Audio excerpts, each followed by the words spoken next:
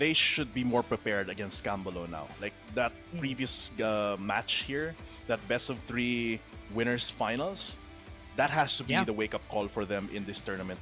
Even though a lot of our fans here are hoping or are expecting them to win, Skambalow is there to be like, boom, they're the gate. They're the gatekeepers here against the SIBOL 2022 national team selection for them. They're the ones that are showing up here. Very, very strong individual players, and they want to go. So here, as we've loaded onto Summoner's Rift, very, very excited. This is the fated battle. This is a battle that decides who will be representing the Philippines as their national team for League of Legends. Is it gonna be Skambalow? Is it gonna be West Point Esports PH? It will all be decided here and now. Game 1 pa lang ng ating best of 5 first 3. So, a little bit of a pause, as is. Usually may inaayos lang siguro ang settings yung mga players natin. So, medyo bitin ng onte, guys, but that's just going to be, let's just gonna be waiting and just be a little patient. No, as we've already waited since yesterday, all these games. I know a lot of you viewers out there just are also like, pinanood nyo lang yung stream once the Skambalow and the West Point games came up. A lot of you guys that were fans of the collegiate now supporting our West Point team as well from way before. You guys make sure to share the stream. It's going to be big. This is like history in the making for Philippine esports, for Philippine League of Legends esports. It's come a long way, and I'm hoping that we can keep this train going. Hashtag muling lumakad matatag and hashtag SIBOL powered by Smart. Let's get into this game once again. Our teams have set up already, and in our level 1, mukhang mag-trade agad dito ang bot lane. Mapaunahan, mag-level 2 kung sino yung maka-engage dito.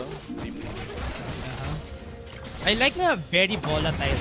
Every time na I see a Leona pick, I know that it's gonna be very volatile and hard to deal with.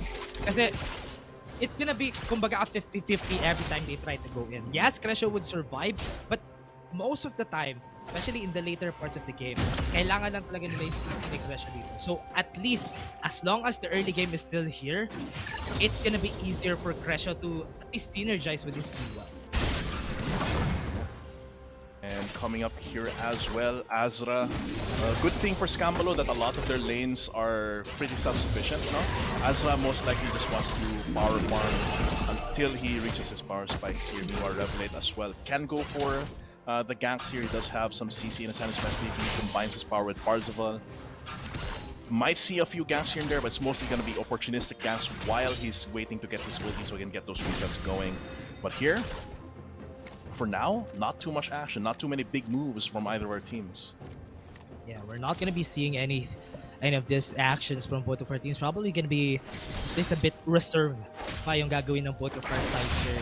Even in Skambalow, even in West Point. Ang makikita ko lang very medyo maraming fights is probably in the mid lane. Calumnia at least holding his domination on that matchup in the mid lane. For sure.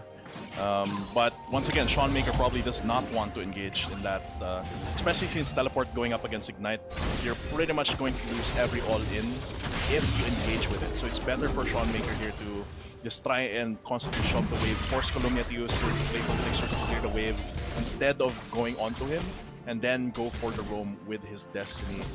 Meanwhile, Parzival, the way we're seeing it, Jerem has to respect the Irelia here as well. He's actually running out of mana a little bit in this matchup. So once he runs out, Parzival's gonna have a little bit of an easier time. He does have a lot of mana regen just in his melee form, but it's still going to be a bit tough. And Parzival playing this very, very patient. Yeah, topside jungle, I really like na on the side of Skambalow, even though na binate out nila yung Revelate going for that Diego pick, what I like about first blood in the bot lane though, that was out of nowhere.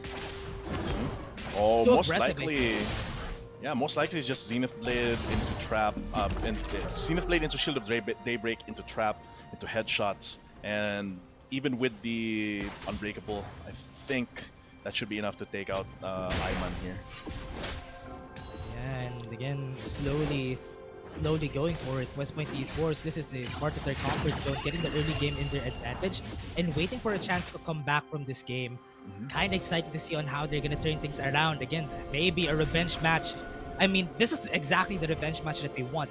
Get the advantage, don't let them farm, and let us just work our way through just playing around it. And we are seeing that in the matchup so far, right? Like I said, Jerem has to respect the matchup here. Even though he's ranged, there's so many ways that it can go wrong for this Jason's. Actually, the respect is shining through us. We already have, with only one kill, with only the first blood, we already have a 1k gold deficit here against Skambalow. Parzival constantly threatening Jerem. And of course, here in the mid lane, Kalumnia constantly threatening Sean Maker to try and make sure that he cannot CS that well up to level 6. I like that Azra is still taking that combination in the jungle even though that he's using a beam. It's still as effective as it is. Lagi to lang ginagamit ni Azra yung powerful early game ng most of his champions. Even with the Gwen against Diego, I know that this matchup is supposed to be Diego-sided, but Azra knows how to use his spacing really well. That's why level 8 is now gonna be at least a bit pushed back against Azra here. Nakuha niya yung both scuttlers, no? Yeah, and this is a big shift in momentum here, and not super big, but it's enough to close the gap a little bit as well and make sure, okay, gonna be a gap here possibly. Graviton gonna come through for the root. That might be the signal for Iman to go in. Azra gonna try and come in. Destiny as well goes for gold card. That is gonna come through, but they're still not done. Threshold dealing a lot of damage with his passive proc. Splashes behind Threshold here. Here comes the Spectral Maw for the stun onto Sean Maker. Yes, the gold card ready. The base stage from Revelate not gonna come through, but here comes Columbia. Playful Trickster. This is gonna be a sushi buffet for Columbia as he gets a double kill here, taking out Sean Maker, taking out Iman for his second death, and I'm pretty sure that there's gonna be a Drake possibly being taken very, very soon here by West Point. Yeah, lost a bit of damage there on the side of Skambalow. Sean Maker, perfect yung timing niya. Walang flash si YJY. That's why he went in for the target there. But in the end, they weren't able to finish it up because Crescio was just did a blindside sila lahat ni Crescio, and that is the reason why they weren't able to get the kill. If they were able to get the kill there, at least that was working. It was with Esports. Good timing with that rotation. Yeah, and Skambalow there heavily got punished. Very patient from Crescio and YJY. They burnt there's some actually Crescio didn't even need to burn his ignite there, but they basically baited in, and then with a flourish, right? Sobrang bilis ng turnaround when you get hit by by the passive of Leona. You stack on top of that the headshot damage, the full damage of the built over Peacemaker, and you're pretty much done. Yeah, and look at this instant replay, everyone. Look at Sean Maker. He tried his best there. Oh, I forgot about the fact that he had the chum in the waters. That's why he wasn't able to follow up with the damage. Dinala niya with the Destiny though. Kaya nahirapan silang lumapit kay Sean Maker during that time. He was thinking, should I teleport in front of them? Kasi if I do teleport in front of them, yung chum the waters tatama sa teammates ko. That is a very smart play from Columbia. Yeah, talagang damned if you do. Like if he finishes the teleport, he brings the Chum the Waters. If he doesn't, then he gets stuck there and the teleport fails and the gap pretty much fails. So there West Point Esports with a 2k gold lead at around 9 minutes. 9 minutes is pretty solid. They just need to stick with it and play around Colonia who has 2 kills. Whew. Really scared though. I'm really scared for West Point. I mean for Skambalow right now. They're losing the player that they had yesterday, but they can still come back from this. They have the abilities, they have the win, but they can still make it work. I'm just waiting for them to find that groove that they had yesterday. So parang nagpapainat pa lang Skambalow. It's the best of 5 anyway. Yeah. So they have a lot of room to work. I mean, to be fair, West Point did have matches before. So on one side, they should be more tired. But on the other hand, they also they've already warmed up. So the good thing here is Azra, despite everything, he's still been farming consistently. He's been constantly clearing his camps right around this corner. And that's really what you want to do on that when you can get a gank if it's really opportunistic. Like let's say Parzival tries to go for an all-in onto Jerem and Azra comes in and goes for the assist. That's pretty much the easiest way you can get those kills. Maybe an overcommitment on bot lane as well. The Gwen really operates on that principle where she's not able to set up ganks by herself too well. Yeah. is. He's basically a stat checker at this point. Pero I forgot to point out, no, yung connection yesterday na we've seen from Skambalow was almost always between Azra and Ivan. They're setting themselves up with each other every time. Talagang yung vision, Ayman is even gonna sacrifice himself, just gonna be going for a ward as long as Azra takes the bomb for random. They're gonna go straight for it. Solar Flare as well gets cleansed immediately. That's going to be the Glacial Fisher not hitting on to YJY, but that's immediately going to be an ulti trade. No big sums burnt. Okay, except for the cleanse here on Dawn. Topside play. Vanguard's edge onto Seanmaker. Parzival gonna try and make something happen for himself. Flashes over. Really? The wildcards are not gonna hit, but Shock Blast finishes the job. Now Revelate, Calumnia going for a area denial, chum the waters. Can they kill?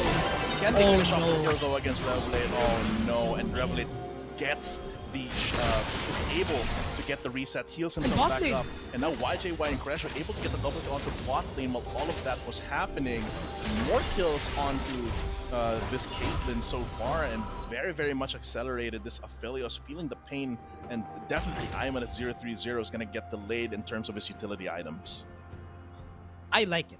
I like that they went for it. West Point Esports, when they saw the chat, when they saw Azra on the top side of the map, YJY and Crescio didn't even hesitate. They committed the flash, they committed the ignite onto the bot lane, and they were able to get the kill on both of them. And they know they're level 7 anyway, so we're gonna win this fight. Was Skambalow, they tried their best to get the kill on Parzival, but because they took a long time to get that, nakapag-react agad sa Calumnia pati si Revelate, pushing them back away with the thumb in the waters, and that's what made it effective for West Point. Pretty much. A good punish there, a little bit of an overcommitment still from West Point there, but they were able to salvage it very well. And of course, across the map, when Crescio and YJY realize, okay, there's no one here, it's just the four of us, sapakan tayo. Gonna get locked down, stunned over and over. Revelate gets the Spectral Maw in, and he's gonna be able to use the Heartbreaker to just get out of turret range, and they get 2 kills plus the turret. It's gonna be West Point here, picking up a lot. Parzival threatening Seanmaker here, forcing him to back off at this point. So it is just good play all around from West Point. Jerem is gonna get a little bit back in the top side, but once again, Revelate picks up a kill onto Azra, and that's the break. Azra tried to get it with effort to the side of Skambalow, but now West Point Esports are taking the driver's seat onto this game. They're manning the ship, and they're really rotating around this map. Parzival? Oh, I can see why they drafted the Irelia here, but go for a fight, baby. He does have the Vanguard if he wants to get the kill on Jerem. Yeah, but he decides, okay, it might not be worth it. We do have a he's little full item bit of vision. He's full item build. The 0-1-0 Irelia power spike with a Blade of Ruin thing. Let's go. Even though he's 0-1-0, he's actually a kill and a half. He's actually half a kill ahead of Jerem here, pretty much, because of the the 40 CS differential here. Parzival in a pretty good spot still, farming very consistently. Meanwhile, Calumnia, he's missed a couple of beats in terms of the CS, but that's because he's been mostly roaming as well, being such a threat for his team, and that's what I was saying. Calumnia is able to match the map pressure that Seanmaker is supposed to have on this TF. I forgot the fact that Calumnia is a good assassin player in the mid lane though. Yeah, I came out of nowhere yung Fizz pick niya talaga. I wasn't expecting it. I saw them use it on some of the tournaments that I've casted na nandun yung West Point Esports, but it failed most of the time. But now, against the Twisted Fate, it's working pretty well. I think it's just the natural combo, right? You get the Solar Flare and you get the Chum the Water. Immediate cleanse here from Dawn. In comes Revelate. Is he gonna go for the Spectrum Walk here? Chum the Water! Snipe! And Calumnia finishes it off with a Shark, and Revelate here gonna go for the Heartbreaker right on Azra. He's gonna come in. It's gonna be a big shutdown going on to Seanmaker, but this is a choke point. Azra thrives with this, but he's gonna get stunned. YJY gets the 50 cal shot. That's gonna be Ayman though. He's gonna come through. Unbreakable still goes down, and Seanmaker, he's gonna be a golden statue. looted up with a symbol for YJY. Crasher gonna attack a turret shot here. YJY though aggressively going for it, but he's not gonna be picking up the kill against Jerem, but they do take up the Crasher's turret, dead. and that's a 7 kick OP, that's 15 minutes. And whoops! That's a death on Crasher. Look at the confidence coming from YJY. This is what I wanted to see yesterday. Look at the play here. The way that they went in, just because they know that they can get the burst against them there. They're not even afraid of contesting. They're not even respecting it. Revelate is gonna fall down, it's okay, because YJY is so strong, especially on this choke point, it's not gonna be easy for them to get in. That's why West Point Esports was confident that they're gonna win, because Jerem can't even do damage at this point. Kasi medyo mahirap. They lost the ADC. They lost a big chunk of their damage. That's why even YJY, he went in with a 90 caliber na tilo. Sobrang confident niya to even go in there. Pretty much. And YJY here and the rest of the squad from West Point is just I think we're gonna have a small pause there, but the rest of the squad is just on point here for this team. And I'm thinking that for West Point, they prepared a lot. This is such night and day difference between their matches earlier. Maybe, of course, this is just game one out of possibly 5. So there's still a lot of room for Skambalow to get back, not only from the series, but also in this game, right? But looking at the comp, it just meshes so well together where basically YJY marks someone for death, like goes for the snipe, right? And then everything else is on him. Like the Heartbreaker, there's a Heartbreaker, Chum the Waters. That's pretty much someone needs to protect you or you will die. That's because all of that is going to hit on an Aphelios, no matter what, no matter how much you cleanse that. Talagang sobrang dali lang for Columbia to do that. Honestly, whenever they go for it, what I like about whenever YJY uses the ultimate, it's like yun yung crosshair nila. It's like their call na, okay, this is our target. Let's go for the backline. Let's take down Dawn. If he's down, a lot of their damage is down. Because Jerem right now is not that bad against Arsenal. Arsenal has turned things around even though it's a 1-0 in the favor of Jerem. We're gonna be waiting for the mana yun to be built pa bago magkaroon ng damage si Jerem. And that's why they are using it in their favor. YJY right now has 2 items with the collector. They can burst down a lot of people with it. But for now, Jerem's actually okay. The problem with Jerem is yes, he does have 2 items, already has the Eclipse, and he's slowly building up, already way past halfway, building that tier of the Goddess. Jerem able to dodge and Chum the Waters here, just going for the Flicker Fixer to clear the wave. But the problem is, West Point never really gives Jerem enough time to get the whole combo out, right? You Shock Blast, and then you get the Axel Gate. You use the Axel Gate to get closer to the skies, and then you hammer, and then you just push them away for that execute. The thing is, West Point Esports does not let the fight last that long. And if ever it lasts that long, it's when Revelate and Parzival have already gotten their resets, already gotten their Ionian Fervor stocks. So and at that point, the burst damage from the Eclipse is just not enough to fight off West Point Esports. And even then, so many iframes here for West Point, right? Not only yung Vape Mage ni Revelate, which gives him a little bit of camouflage, it's also the Playful Trickster, it's also every time na magre-reset si Revelate, that's iframes. And Jerem cannot do anything against that except try and time the Shock Blast. But even then, it's gonna be a very tough call. Yeah, they need to buy their time, no, for the side of Skambalow if they want to win on this game. So what they want to do, try to opt the Destiny, try to go for picks. Yun yung mga options nila right now against West Point Esports. They would be able to take some picks. What's hard about this is that they need to choose smart whenever they're trying to go for picks. Kasi there's a lot of damage going through sa composition of West Point Esports. That's why it's hard to pinpoint a target. Skambalow, they need to play this smart. A 4v5 is ideal if ever they want to go for it. And this is really another thing. I made the same comment about Skambalow yesterday when I said they've invested a risky business here with 3 different damage dealers. And actually 4 damage dealers, like Revelate, Parzival, and YJY. That is a very risky portfolio, right? Having to support 4 different, but since all of them are quite self-sufficient in lane, Revelate is able to bring out the ganks. He's 2-1 and 4 right now, though a lot of the kills are from Cresho and YJY, they have the highest kill participation.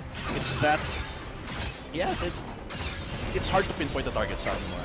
Like, okay, we want to kill Revelate before he can reset and get those Heartbreaker resets. We want to kill Parzival before he stacks up his Conqueror and his Ionian Fervor. But we also want to take down YJY before he just snipes someone out of existence with Ace and Opponent Piltover Peacemaker.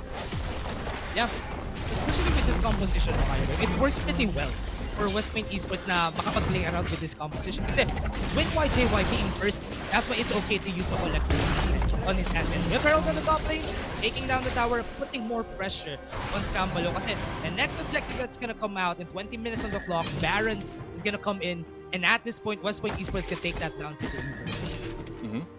They have everything that they need. They have Bork from Parzival. Actually, Parzival died out of nowhere. I think. Yeah, Parzival died out of nowhere. I think he got killed by 2 members of Skambalow there, I think. But at that, oh wait, yeah, it could have been killed by Jerem there. Really outplayed. But at that point, they have the Bork from Parzival. They have YJY just dealing a lot of damage here, and I'm liking the Even Shroud pickup from Crescio because they don't need the Locket of the Iron Solar. They don't need anything like that. They just need to go for damage. So when they're doing Baron, not only do they do it fast, when they turn with Crescio's Solar Flare, it's gonna deal a lot of pain because of the damage amp from the Even Shroud. Oh, yeah, fight here. No, but the Rift Scuttler actually could be relevant here for Skambalow. It's good.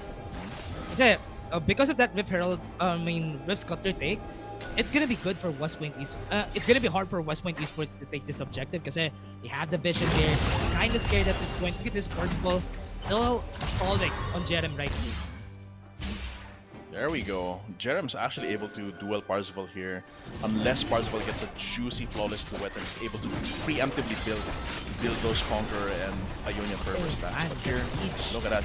YJY just tears down these turrets. He's not shooting bullets, he's shooting wrecking balls here in our game 1, and now they're gonna transition topside here for sure and take control of that. Parzival has TP at the ready. So when they need them, he's gonna be there for sure. Yeah. And again, it's gonna be hard for Skambalow to actually do this. A lot of the iframes are just not working in favor of Seanmaker. This is why it's kind of hard to put in a DF against Abyss. He's not gonna get those CCs in. But the silver lining here is that Jerem is winning this in the side phase, right? They're pretty much even, but right now Jerem does have the power spikes in his favor with Eclipse. That's a big power spike. He's gonna go down. Speculation Fisher missing wide, not even slowing down West Point Esports at all. They just got what they needed and just yeeted out of there. They got Inhib. That's all they needed. And they're gonna transition and go for vision control around the Baron area, and maybe even threaten it if Skambalow does not have the vision control. I mean, I can see now. I can see the reason why Skambalow is having a hard time here. It's because when they go for a fight, who's gonna go in? Nobody. Seanmaker's not gonna go in because West Point Esports has a lot of damage. If maybe they had someone else other than Ayman, please help out with how they go in. Azra can't even get close because he doesn't have enough CC to make it work for his teammates.